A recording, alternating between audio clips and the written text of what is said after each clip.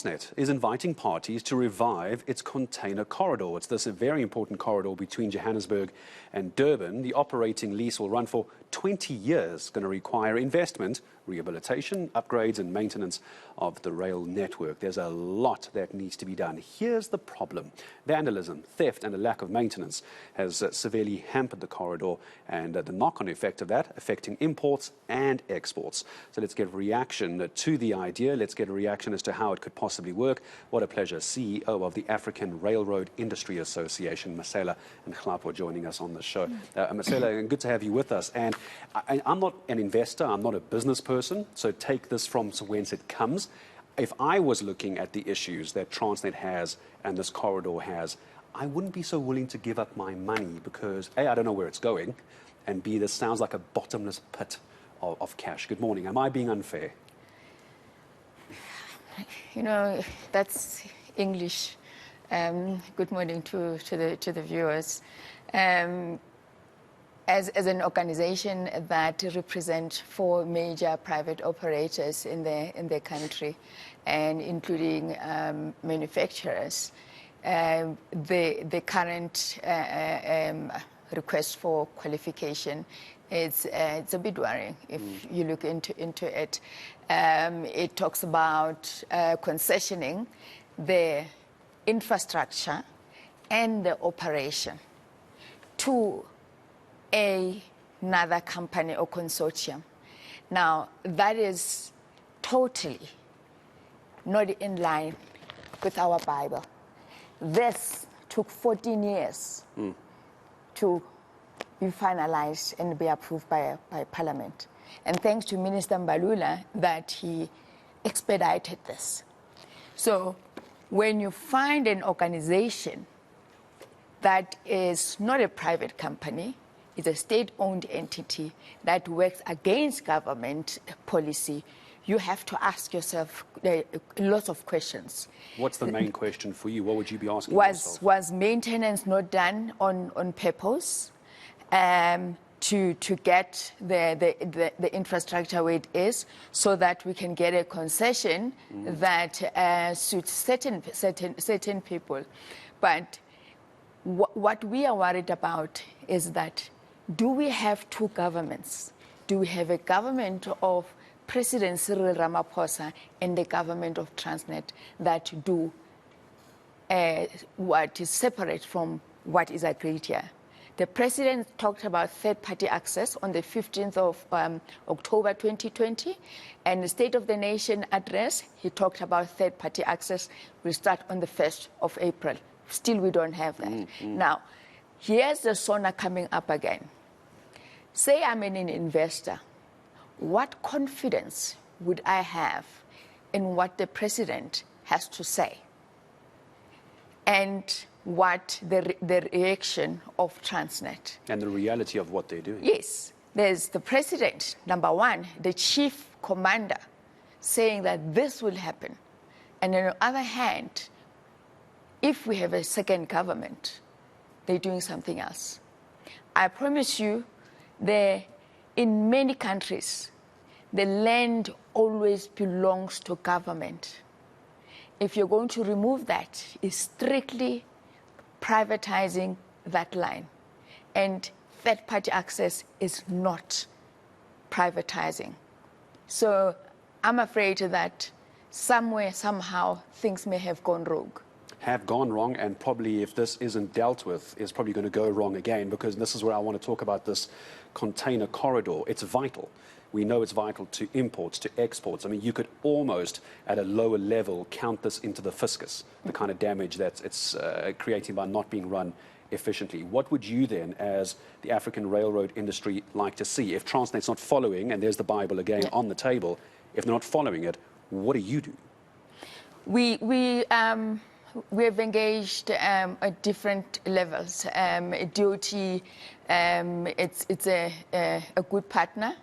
DPE, there's been a change in leadership.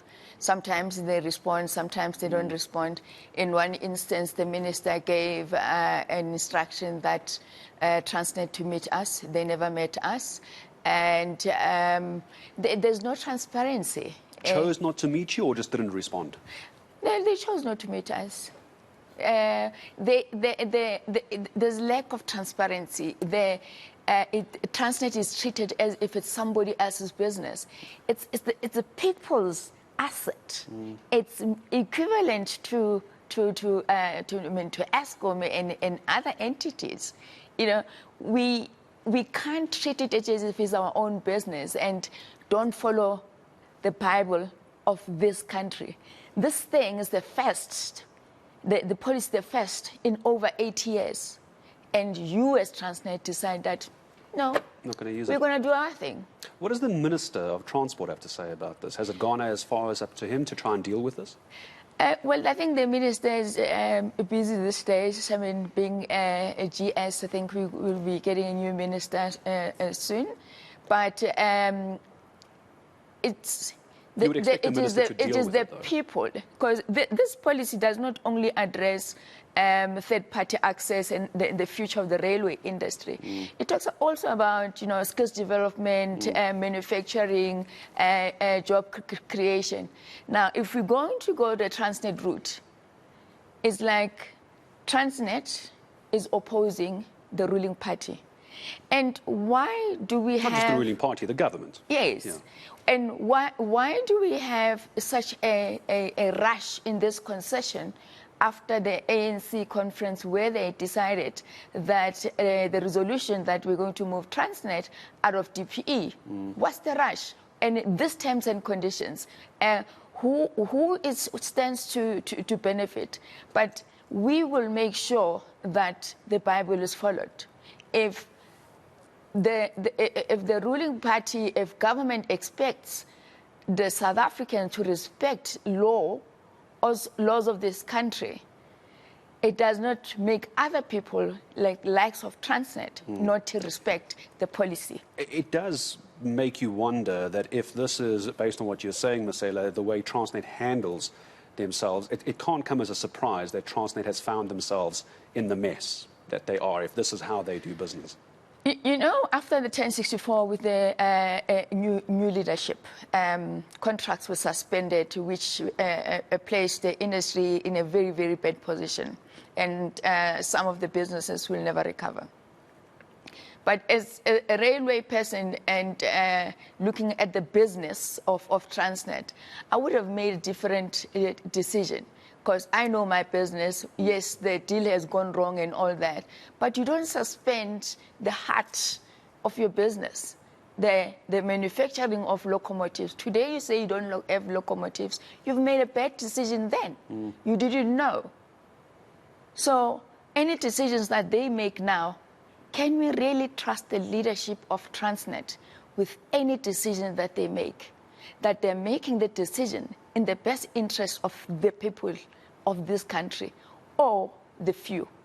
We have concerns. Are we going to see international companies coming in?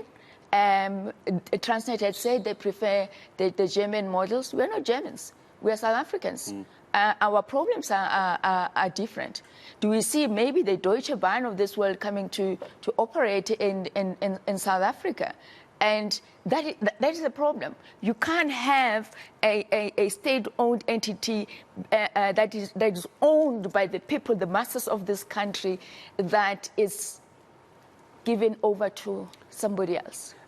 I want to, before we start saying goodbye and wrapping up this conversation, I want to get your thoughts then. In an ideal world, if you were able to make the call on this, because particularly we're talking about the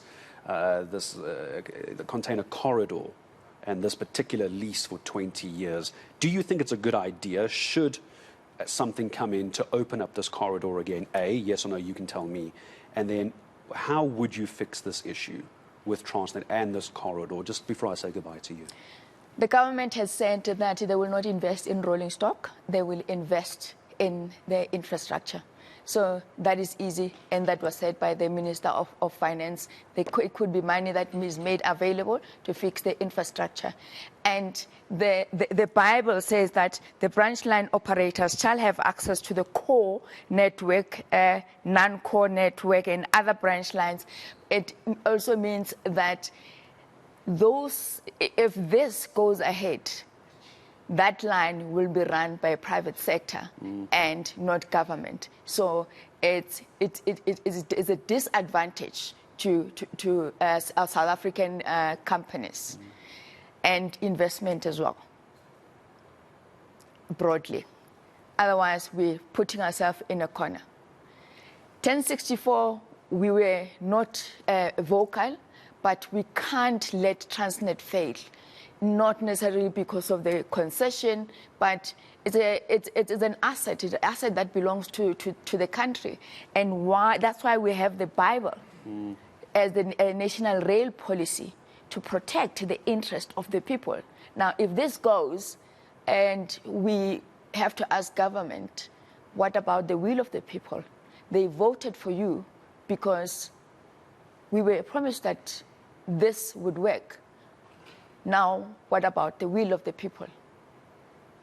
It's not being followed, it seems, at the moment, according to what you're telling me. And I appreciate you coming in. I'm glad you brought, as you say, the Bible with you. I think, can you just show me the cover again very quickly, in case someone wants to read up on this? Just maybe point it towards that camera 3, right in front of you. There it is.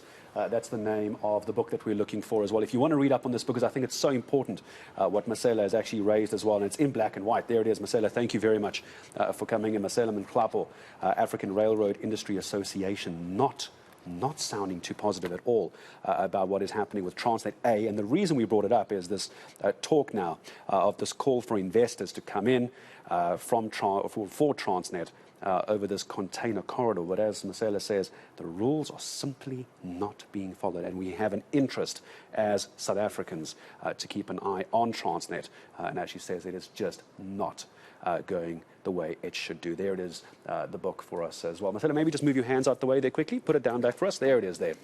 National Rail Policy book that you're looking for. There it is. It's fun playing on TV, isn't it? Yeah, You're trying to get it in the right place. But you know what? This thing took 14 years. It can't be 14 years wasted. And we were fortunate that we have Mr. Fixit that moves very fast. I don't know where he gets his energy, but it is through him that he pushed the department to make sure that we have the policy. And that's the policy that has to be stuck to. And I appreciate you coming in. I really do. Thank you very much for coming in to talk to us. Mesela Nhlapo this morning joining us here on eNCA.